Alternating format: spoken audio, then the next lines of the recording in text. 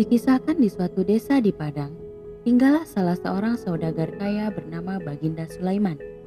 Ia memiliki anak perempuan cantik bernama Siti Nurbaya. Siti Nurbaya memiliki teman main bernama Syamsul Bahri. Syamsul Bahri merupakan anak tunggal dari Sultan Mahmud Syah, salah seorang bangsawan dan penghulu yang sangat disegani dan dihormati di daerah itu. Hubungan antara keluarga Sultan Mahmud Syah dan keluarga Baginda Sulaiman berjalan dengan rukun dan baik. Begitu pula hubungan Syamsul Bahri dan Siti Nurbaya. Sejak anak-anak sampai menginjak remaja, persahabatan mereka makin erat, ditambah mereka belajar di sekolah yang sama. Hubungan kedua anak remaja itu menjadi hubungan cinta anak remaja. Perasaan tersebut semakin mereka sadari ketika Syamsul Bahri akan berangkat ke Jakarta untuk melanjutkan sekolahnya. Sebelum Syamsul Bahri pergi, mereka mengikat janji untuk saling menunggu dan akan menikah ketika saatnya tiba nanti. Akhirnya, Siti Nurbaya melepas Syamsul Bahri ke Jakarta untuk melanjutkan sekolahnya. Seiring berjalannya waktu, bisnis Baginda Sulaiman ayahnya Siti Nurbaya berkembang pesat. Hal ini menyebabkan Datuk Maringgi tidak senang hati. Datuk Maringgi adalah saudagar kaya di kota Padang kala itu. Ia memang bukan keturunan bangsawan maupun orang terpandang. Konon ia berasal dari keluarga miskin yang kemudian berjuang merubah hidup dengan berdagang. Karena kepintaran serta kelicikannya, akhirnya ia berhasil menjadi saudagar paling kaya di Padang. Para pejabat penting dan pemegang kekuasaan saat itu semua kenal dengannya. Ia seorang pria tua, berperawakan tinggi, kurus dengan rupa yang tak rupawan.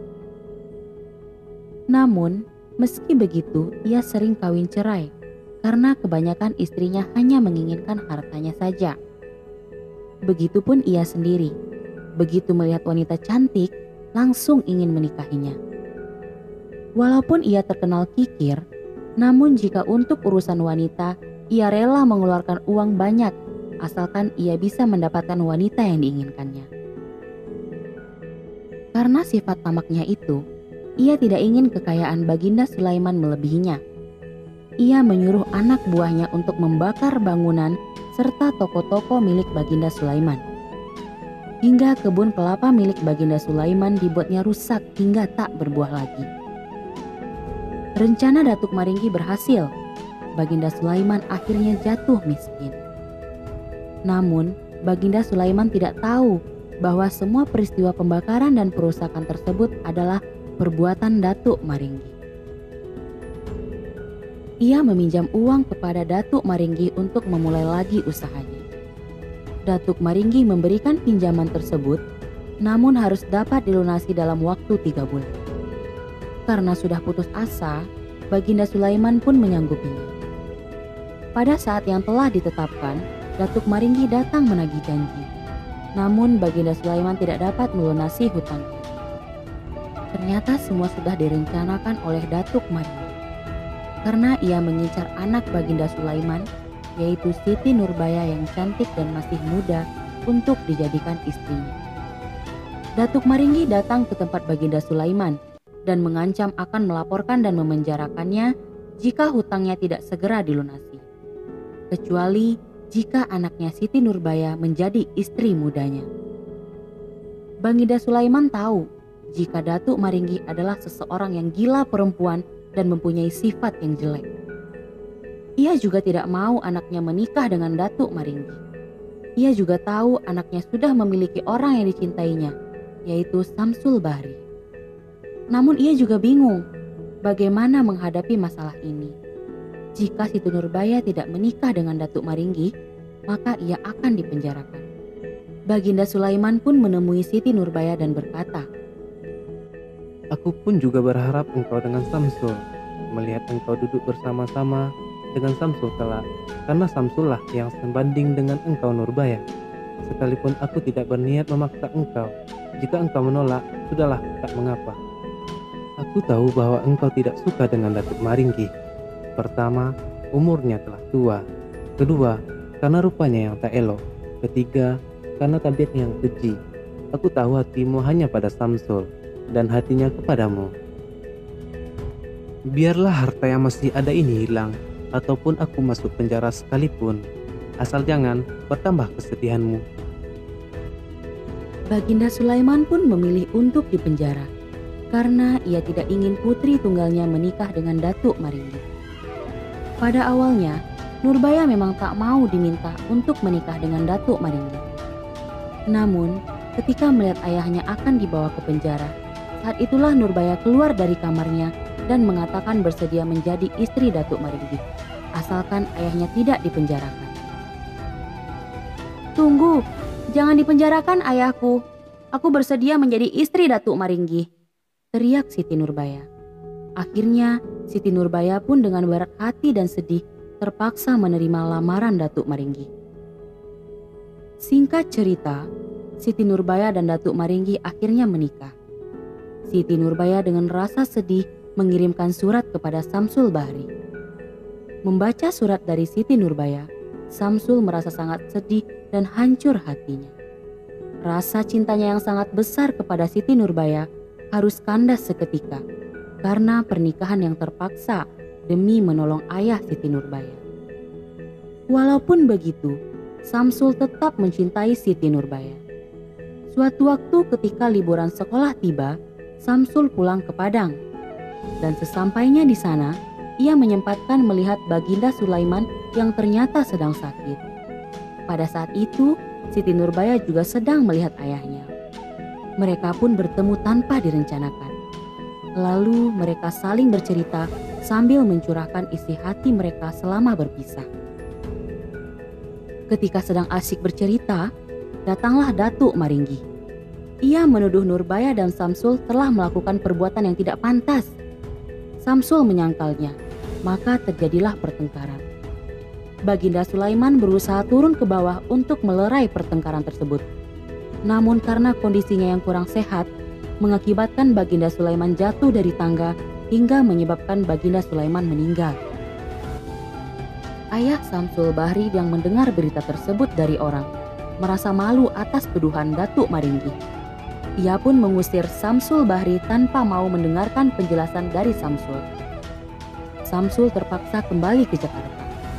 Sementara Siti Nurbaya sejak ayahnya meninggal merasa dirinya telah bebas dan tidak perlu lagi tunduk dan patuh kepada Datuk Maringgi.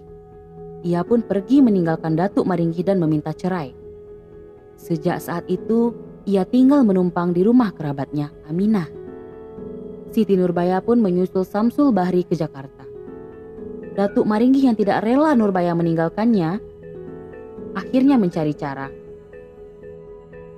Siti Nurbaya dituduh mencuri perhiasan miliknya. Namun setelah petugas hukum memeriksanya, semua tuduhan tersebut tidak terbukti. Datuk Maringgi tidak menyerah. Ia menyuruh seseorang untuk meracuni Siti Nurbaya. Datuk Maringgi berpikir, jika ia tidak bisa memiliki Nurbaya, maka tidak seorang pun yang bisa memiliki Nurbaya.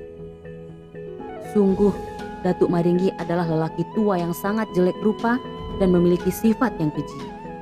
Kali ini rencana jahatnya berhasil.